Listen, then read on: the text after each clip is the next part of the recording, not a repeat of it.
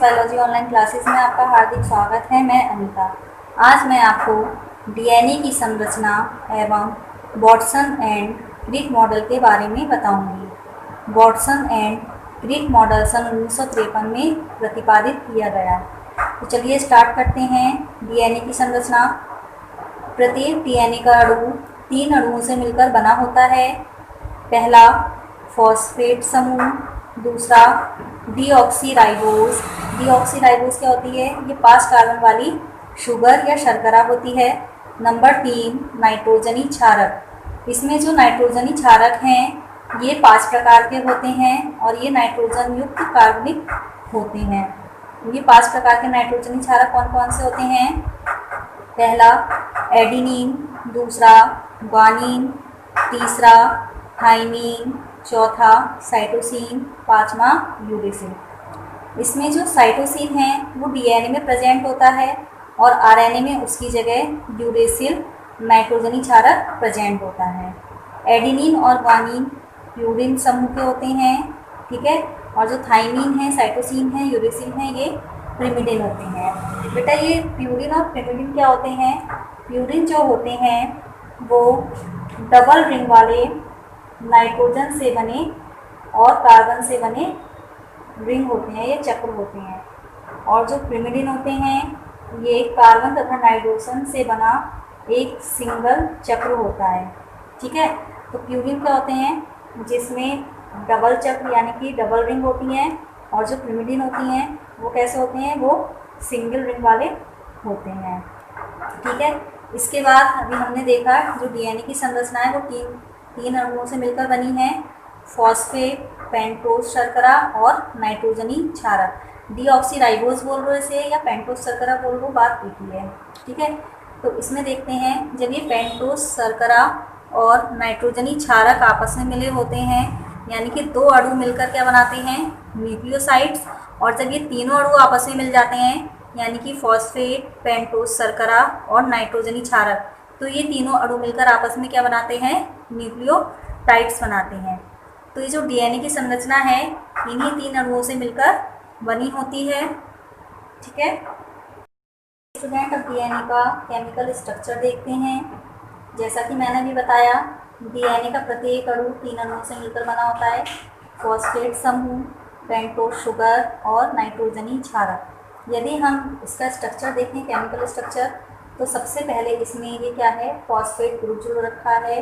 उसके बाद ये पेंटोज शुगर है। उसके बाद इसमें ये नाइट्रोजनी क्षारक जुड़ा हुआ है। ऐसी सेकंड वाले में फॉस्फेट है ग्रुप, उसके बाद शुगर है और उसके बाद नाइट्रोजनी क्षारक है। इस तरीके से ये क्या है? इसकी चेन बन जाती है और ये जो चेन है वो हमेशा 5 से 3 डायरेक्शन में बनती है। ये डबल हेलिक्स होता है, ठीक है। इसकी दूसरी साइड देखते हैं। इसमें क्या होता है? इसमें भी सेम कंडीशन है, फॉस्फेट ग्रुप जुड़ा हुआ है। उसके बाद ये पेंटोज शुगर है और इससे क्या है? ये नाइट्रोजनी क्षारक जुड़ा हुआ है, ठीक है। इसी तरीके से क्या है? इधर की चेन बन जाती है और ये जो चेन होती है 3 से 5 डायरेक्शन में बनती है। ये जो चेन होती है ये क्या होती है? एक दूसरे के एंटी पैरेलल होती है, ठीक है। एक दूसरे के कैसी होती हैं? ये अपोजिट होती हैं। इसमें जो ए है ये एडिनिन को शो कर रहा है, जो भी मैंने आपको क्षारक के नाम बताए थे। टी है वो थाइमिन को शो कर रहा है। ए और टी के बीच हमेशा डबल बॉन्ड होता है। ये जो बॉन्ड है इसे हम हाइड्रोजन बॉन्ड कहते हैं। ये क्या कर रहा है? 2 हाइड्रोजन बॉन्ड लिखे हैं यानी कि ये डबल हाइड्रोजन बॉन्ड को शो कर रहा है।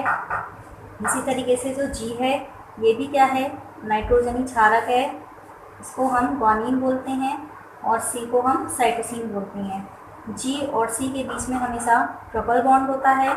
इसी तरीके से ये टी थाइमिन और ये क्या है? एडिनिन है। इसी तरीके से ये साइटोसिन और ये ग्वानिन, ठीक है। जी और सी के बीच में हमेशा कैसे होते हैं? 3 हाइड्रोजन बॉन्ड्स होते हैं। बेटा से याद रखना, ए और टी के बीच में हमेशा डबल हाइड्रोजन बॉन्ड्स होते हैं और जी और सी के बीच में हमेशा ट्रिपल हाइड्रोजन बॉन्ड होते हैं, ठीक है। ये तो रहा इसका केमिकल स्ट्रक्चर, इसको अलग से नोट भी कर लीजिए। जी के बीच में हमेशा, जी और सी के बीच में हमेशा ट्रिपल बॉन्ड होते हैं और टी और ए के बीच में हमेशा डबल बॉन्ड होते हैं। ठीक है, एक बार फिर से बता रही हूँ। जो ए है वो एडेनिन को शो कर रहा है, टी थाइमिन को शो कर रहा है, जी ग्वानिन को शो कर रहा है, सी साइटोसिन को शो कर रहा है, टी थाइमिन है, ए एडेनिन, सी साइटोसिन, जी ग्वानिन। ठीक है बेटा, यही क्या है, इसका केमिकल स्ट्रक्चर है डीएनए का। और इन्हीं अणुओं से मिलकर क्या होता है, पूरे डीएनए का स्ट्रक्चर तैयार होता है। फ्रेंड्स, अब वॉटसन एवं क्रिक द्वारा दिया गया डीएनए मॉडल देखते हैं। सन 1953 में वॉटसन एवं क्रिक ने डीएनए का डबल हेलिक्स मॉडल बनाया, जिसके लिए उन्हें सन 1962 में नोबेल प्राइज़ भी मिला। चलिए देखते हैं इसका स्ट्रक्चर डीएनए का। डीएनए का प्रत्येक अणु 2 कुंडलित पॉलीन्यूक्लियोटाइड श्रृंखलाओं का बना होता है। यानी जो डीएनए है उसका प्रत्येक अणु 2 कुंडलित पॉलीन्यूक्लियोटाइड। बेटा न्यूक्लियोटाइड इससे पहले मैंने बताया था क्या होते हैं, फॉस्फेट समूह, शुगर, पेंटोस शुगर और नाइट्रोजनी बेस से मिलकर क्या बनते हैं, न्यूक्लियोटाइड बनते हैं। एक न्यूक्लियोटाइड बनता है। और ये किसकी बात कर रहे हैं, पॉली मतलब बहुत ढेर सारे। यानी कि कह रहे हैं डीएनए का प्रत्येक अणु 2 कुंडलित पॉलीन्यूक्लियोटाइड श्रृंखलाओं का बना होता है। ठीक है, इस त्रिकुंडलन का व्यास, यानी कि ये डबल हेलिक्स मॉडल है। ठीक है, 2 कुंडली हैं इसमें, 2 कुंडली से मिलकर ये बना है। एक ये 5 वाली और दूसरी 3 वाली। ठीक है, 2 कुंडलन है, ये पॉलीन्यूक्लियोटाइड से मिलकर बना है और 2 चेन का मिलकर बना है। ठीक है, इन दोनों यानी कि जो पॉलीन्यूक्लियोटाइड हैं उनके बीच की जो आपस की दूरी है, चेन्स हैं जो, ठीक है, ये एक चेन है और ये दूसरी चेन है। इन दोनों के बीच की जो दूरी होती है वो 20 एंगस्ट्रॉम होती है। ठीक है, अगर इसकी हाफ कर दिया जाए, इसका हाफ पार्ट कर दिया जाए तो यहाँ से यहाँ तक की दूरी कितनी रह जाएगी, 10 एंगस्ट्रॉम रह जाएगी। ठीक है, ये क्या है, पूरी एक कुंडली का जो माप होता है वो 34 एंगस्ट्रॉम होता है। ठीक है, इसके बाद ये जो आपके हाइड्रोजन बॉन्ड्स हैं, ठीक है, ये जो न्यूक्लियोटाइड्स की दूरी है, ठीक है, जैसे ये क्या है, एडेनिन और थाइमिन जुड़ा हुआ है और थाइमिन और एडेनिन जुड़ा हुआ है, तो इन दोनों के जो बीच की दूरी होती है वो 3.4 एंगस्ट्रॉम होती है। ठीक है, एक चक्रण में लगभग 10 न्यूक्लियोटाइड्स के जोड़े होते हैं। ठीक है, इसके बाद यदि हम देखें तो इसको जो हमने ये बीच वाली लाइन है, इस डीएनए को हमने बीच से हाफ पार्ट में डिवाइड किया है। इस लाइन को हम बोलते हैं केंद्रीय मुख्य कुंजी अक्ष। ठीक है, इसके बाद 2 कुंडलन बनने से जो डीएनए के अणु की पूरी लंबाई है वो क्या होती है, 2 प्रकार के खाँचों में बन जाती है या बट जाती है। ठीक है, तो जो बड़ा वाला खाँचा होता है, यानी कि इसके और ये जो पूरा एक खाँचा है, इसको हम बोलते हैं दीर्घ खाँचा, और ये जो ये वाला खाँचा है छोटा सा, ठीक है, ये इसको हम बोल रहे हैं लघु खाँचा।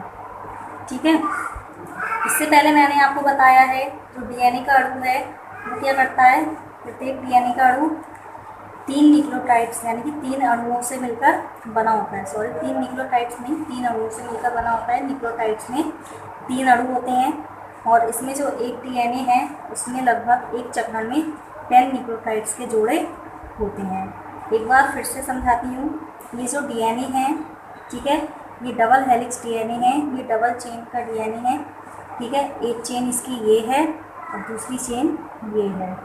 ठीक है, इन दोनों चेन की जो आपस में दूरी होती है वो 20 एंगस्ट्रॉम होती है। ठीक है, इसको जब हाफ पार्ट में डिवाइड करेंगे तो ये जो 20 है इसका हाफ रह जाएगा, ये कितनी रह जाएगी, 10 एंगस्ट्रॉम रह जाएगी। ठीक है, ये जो इसमें बॉन्डिंग दे रखी है बीच में, ये कौन से हैं, ये हाइड्रोजन बॉन्ड है। ये मैंने आपको बताया है ए और टी के बीच में कैसे होते हैं, डबल बॉन्ड होते हैं, और जी और सी के बीच में ट्रिपल बॉन्ड होते हैं।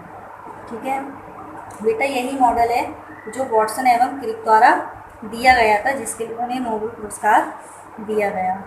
बेटा यदि आपको इस वीडियो में कुछ समझ में ना आया हो तो आप मुझे कमेंट बॉक्स में कमेंट करके पूछ सकते हैं।